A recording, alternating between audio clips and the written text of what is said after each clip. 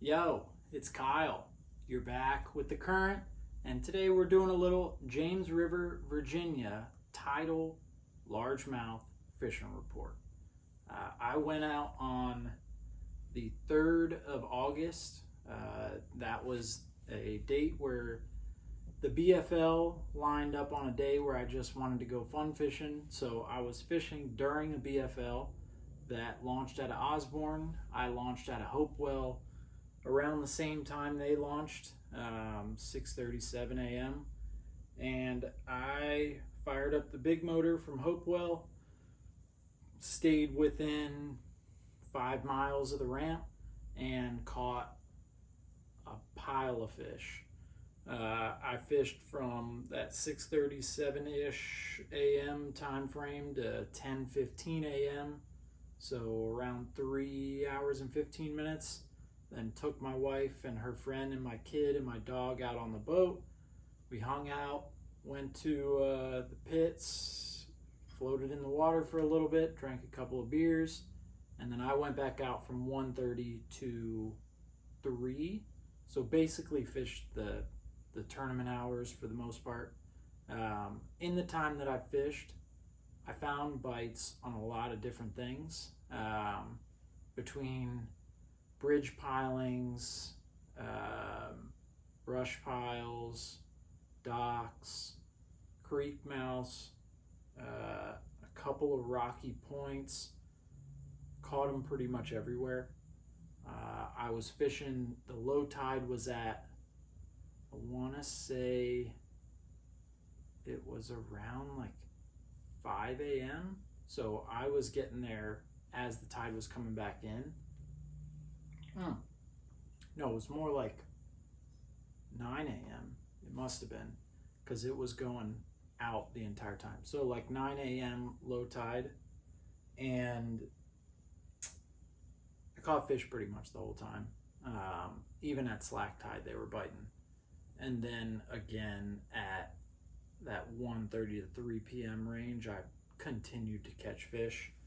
A couple of the setups that I was using, so in the latter half of the day, we had a storm roll through, but before that, it was hot as all hell. The sun was out, and I knew they were going to get into the pads. I forgot to say I caught them in the pads too.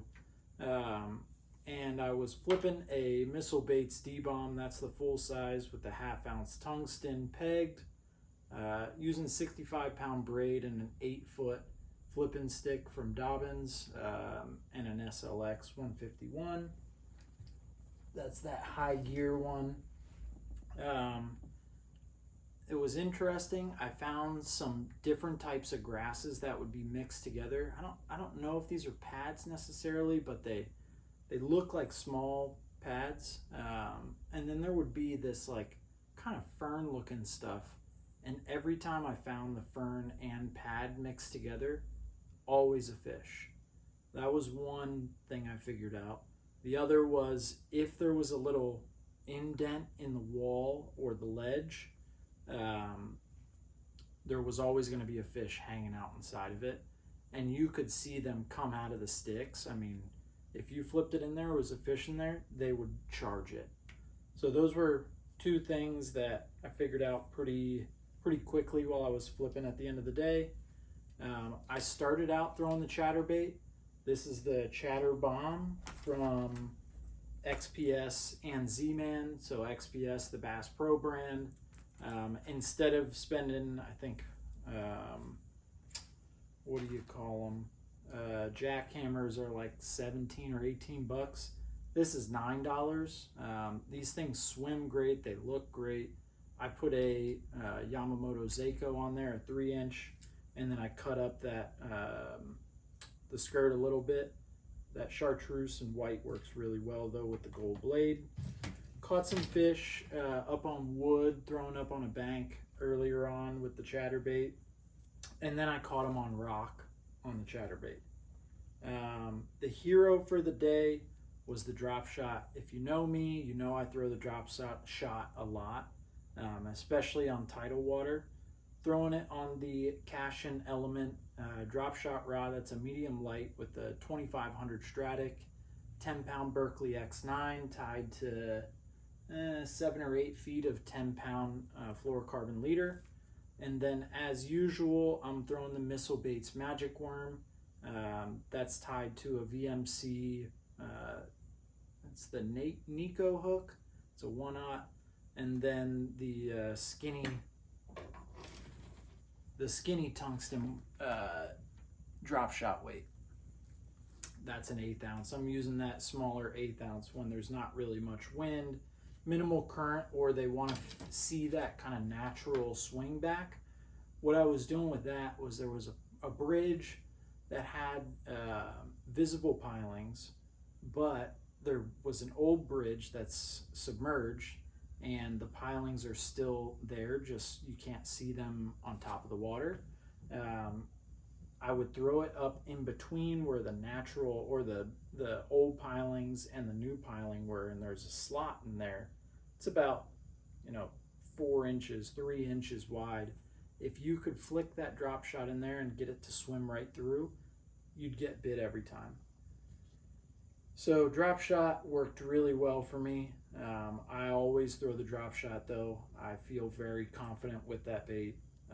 Getting it into the right place, the right feel, the right cast, the right angle, all of the setup, everything. I feel really good with the drop shot. So that's my go-to confidence bait.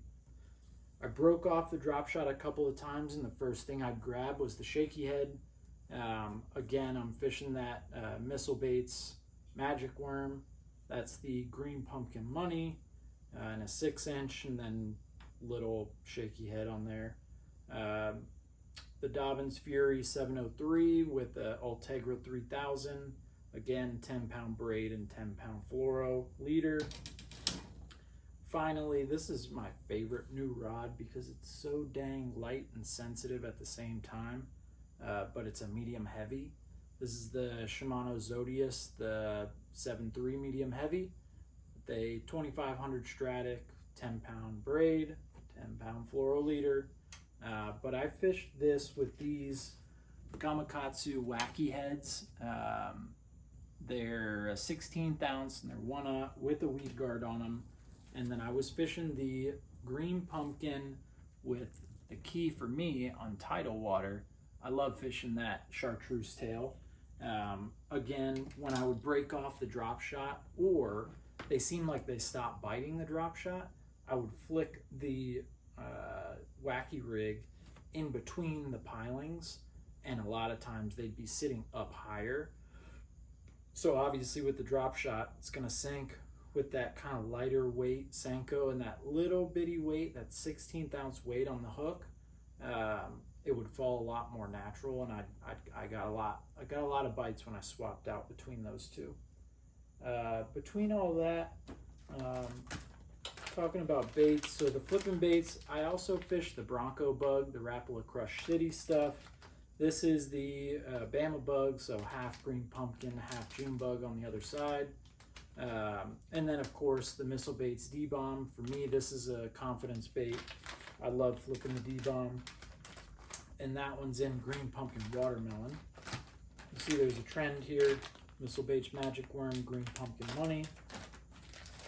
Like I said, Green Pumpkin Senko with that chartreuse tail, but also an old OG pack of Senkos, that Green Pumpkin. And that was about it. So between the morning where I hit bridge pilings, then I went over to a dock, and then we hit some rock, caught fish in all 3 of those spots consistently. The one thing that wasn't turned on was wood. I was surprised. There's usually a bank that I fish that's by this bridge, and there's lots of laydowns, just stumps in the water, a bunch of stuff.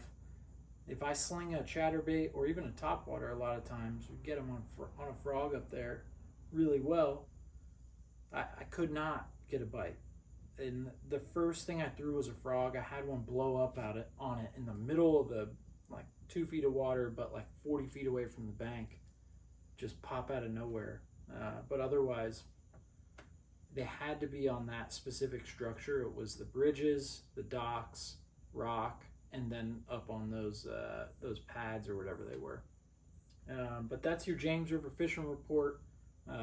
Tidal water. We're up near Hopewell, so mid James. We caught 13 for 5 and just caught fish all day. It was a great day. If you got any questions about the James, give me a shout. Let me know what you've been catching them on, and I look forward to seeing y'all again soon. Peace out.